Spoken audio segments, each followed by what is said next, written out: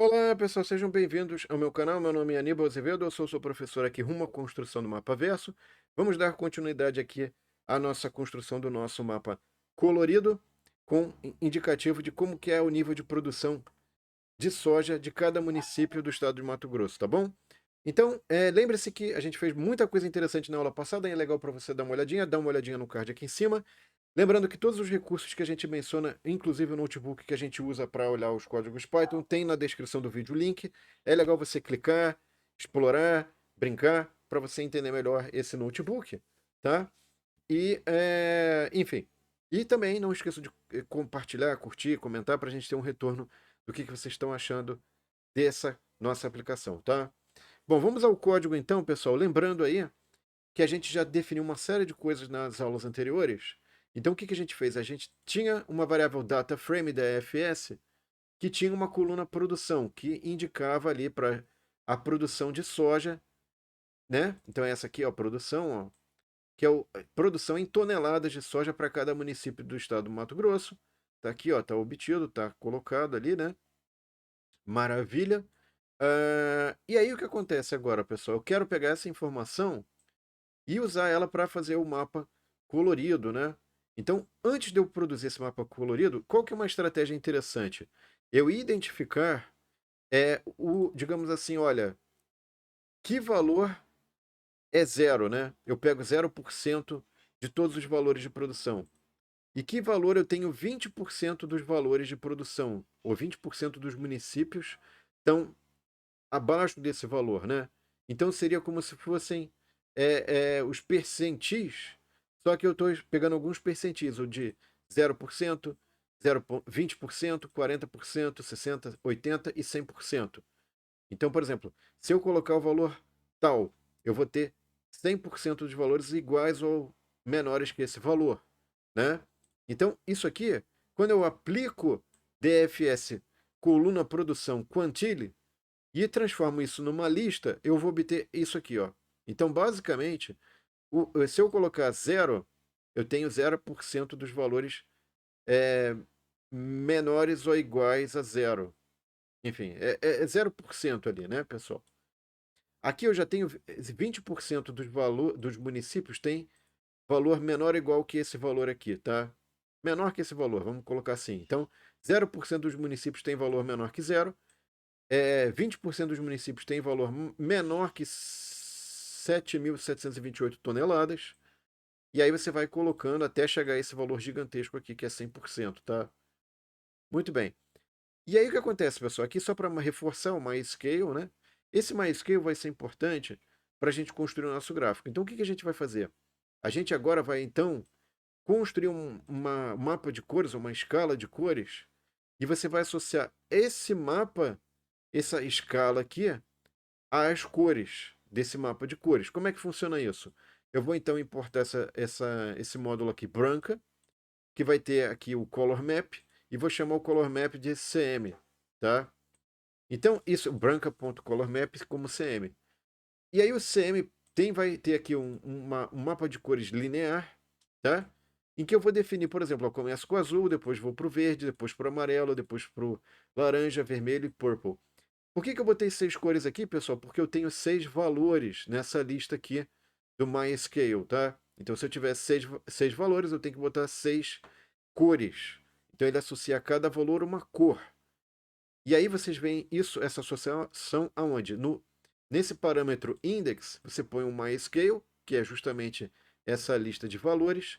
O valor mínimo é 0.0 e o valor máximo é o maior valor dentro dessa escala aqui, ok? De valores. E aí ele te produz esse mapa de cores aqui. Então vocês observam que próximo de zero você tem muita definição, né? Variação ali de cores, mas partindo ali, digamos, do laranja, que é por aqui, você já tem o número de municípios que estão dentro dessa faixa é um pouquinho menor. Então a gente já vai ver ali que essa diferenciação você tem valores aí bem extremos, vamos falar assim, com valores muito grandes, né, de produção. Isso vai ser visto no mapa, tá, pessoal? A gente poderia até fazer um box plot desses dados, mas, enfim, Estou simplificando ao máximo aqui para não ficar muito complicado. Aqui você tem o uso da biblioteca do módulo Folium. Então eu faço um mapa aqui, né? Crio um primeiro mapa centrado nessas coordenadas aqui e com esse nível de zoom e esse estilo de mapa, tá?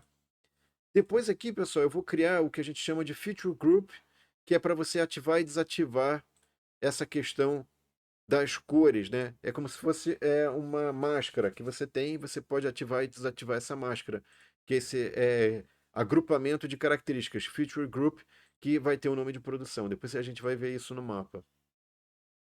Aqui, pessoal, eu vou botar um tooltip. Esse tooltip é muito legal, por quê? Porque, na verdade, é uma possibilidade que você tem quando você usa o GeoJSON, é você ter o GeoJSON Tooltip, tá? E aí você pode especificar os campos que você está usando dentro desse arquivo GeoJSON. Então, eu vou usar o campo Code Area e produção, tá? E você pode depois, pessoal,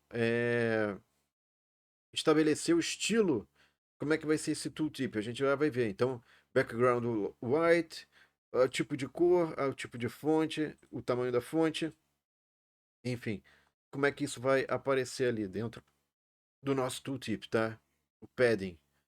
Tá. E aí, o que que eu faço aqui? Eu vou pegar e vou fazer o seguinte: para eu adicionar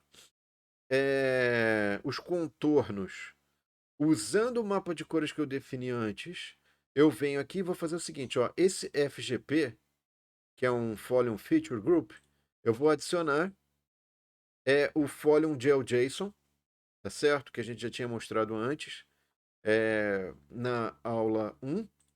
E aí, só que esse GeoJSON agora vai ter 3 parâmetros. O data, que é o município JSON, com a informação de nível de produção. Eu vou colocar o tooltip, que está associado também a esses campos que estão dentro do município JSON, tá? E aqui eu vou botar uma função de estilo, que vai ser lambda x. E aí você tem um mapa de cores, de preenchimento de cores, que é o color map que a gente definiu antes, que é esse color map aqui, tá? E esse color map, eu vou estar utilizando que informação? A informação dentro de propriedades, a informação de produção, que é um número, tá? Que segue, ele associa cada valor a essa escala de cores, tá? E aqui eu vou botar nível, curva de, a cor de contorno, o nível de opacidade, enfim, aí tem algumas coisas interessantes que depois você pode mudar e ver o que acontece, tá? E adiciono esse feature group, eu tenho que adicionar ele ao mapa. Então veja, eu criei o feature group, adicionei ao feature group um folio JSON, GeoJSON, e depois adiciono isso ao mapa. E eu posso adicionar também um layer control, que é essa caixinha aqui, tá vendo? Ó? Essa caixinha que vai ter o agrupamento. Então, olha só que legal que eu gerei aqui, ó. Ficou bem bonito, ficou bem bacana, né? Bem colorido, tá? E aí eu posso ligar e desligar isso, ó. Vou ligar, desligar, ligar, desligar. E não é só ficar ligando e desligando isso, né, pessoal? O que que eu posso fazer? Eu posso vir agora, ó, esse Folium GeoJSON vai me dar aqui, ó, se eu passar o mouse em cima, ele vai me dar a informação do código de área. Eu poderia ter colocado lá atrás o nome do município, né? Também, que ficaria talvez aí mais interessante. E aí você vê que isso aqui é o tooltip. O que que é o tooltip? É uma caixa que quando você passa o mouse em cima daquela área, você tem o código de área, produção, poderia ter o nome do município, mas mais importante do que isso, você consegue visualizar que você tem qual é o padrão aqui, né, pessoal? Em termos de nível de produção, aqui está zerado, aqui está 87, né? Então aí você vai vendo, ó, a laranja já tem um volume maior, o vermelho já é maior ainda, o roxo já está explodindo de tanta produção, né?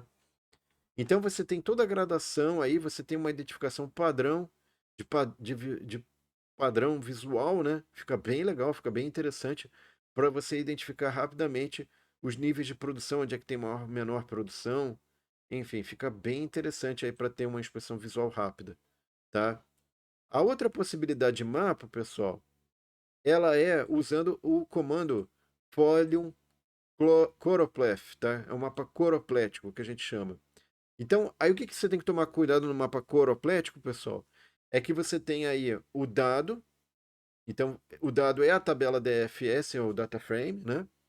Você tem uma fonte de dados georreferenciados, que é o municípios JSON, e você tem que conectar essas duas coisas, os dados e as informações georreferenciadas. Então, o que você faz? Você indica quais são as colunas da tabela de dados, do data frame, que você vai usar, que é código e produção, tá? E você vai ter que dizer como é que você conecta entre esse dado e esse municípios JSON. Então, esse key-on é o features.properties.codearea.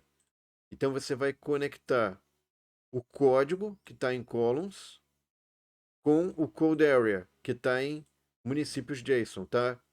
As cores de preenchimento, você tem mapas de cores pré-estabelecidos, pessoal, que você já está puxando aqui, que é esse aqui, yellow or red, poderia ser yellow, green, blue, você pode trocar, tá? E aí você tem nível, fill opacity, opacidade de preenchimento, line opacity, a cor de contorno, né, opacidade do contorno, e aqui você tem a cor do contorno, que é black. Aí você tem um highlight, para se você selecionou aquele município, ele vai dar um destaque. Aqui você pode pôr a escala, né? Qual é o nome da escala? E aqui você põe, que vai aparecer nesse carinha que liga e desliga as cores, né? Do mapa, que liga e desliga essa coisa das cores. E aqui é a legenda da escala de cores ali do seu mapa. Então, depois que você fez esse elemento choropleth, a gente chamou isso numa variável coro, que você vai adicionar ao mapa usando map.addShile, tá? E aí você adiciona esse carinha, você adiciona um layer control, que é para você justamente ter esse carinha de ligar e desligar, ó. Então você pode ligar e desligar, e se tiver ligado, você consegue enxergar, e aí ele vai dando destaque. Eu tentei fazer esse negócio do tooltip, tá, pessoal, para o mapa coroplético, mas não tem, ó. Aí você vê que clicando não aparece nada. Seria um mecanismo bem legal, bem bacana. Eu poderia superpor os mapas ali, né? Para ter essa, essa dinâmica dos dois mapas juntos. Mas eu achei que ia ficar muito poluído. Mas dá para fazer isso, tá? De você adicionar essas duas dinâmicas desses mapas, mas fica um código talvez um pouco maior aí, tá?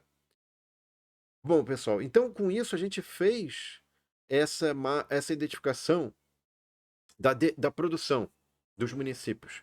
O que está faltando, na verdade? Você tem que agora pensar no seguinte: como é que eu vou criar a questão da otimização da logística da soja? Porque, se você lembrar, em semanas anteriores, a gente falou ali de modelo de transporte, modelo de transbordo, localização de armazéns. Então, eu tenho só um pedaço da informação, que é a questão da produção. Está faltando o quê? Está faltando a informação de transbordo, onde é que eu posso colocar armazém, e a informação de para que portos isso pode ir, qual é a demanda desses portos e para que portos isso pode ir, para a gente montar a nossa logística. A gente só tem um pedaço aí, por enquanto, já foi um grande avanço, mas ainda está faltando informação. E a próxima aula eu vou dar essas diretivas para fazer isso, tá bom? Espero que vocês tenham gostado. Não esqueçam de curtir e compartilhar para que mais pessoas tenham acesso a esse conteúdo. E próxima aula, vamos continuar construindo o nosso mapa maravilhoso associado à logística da soja, a logística 4.0 da soja. Obrigado, pessoal. Um abraço e até a próxima aula. Tchau!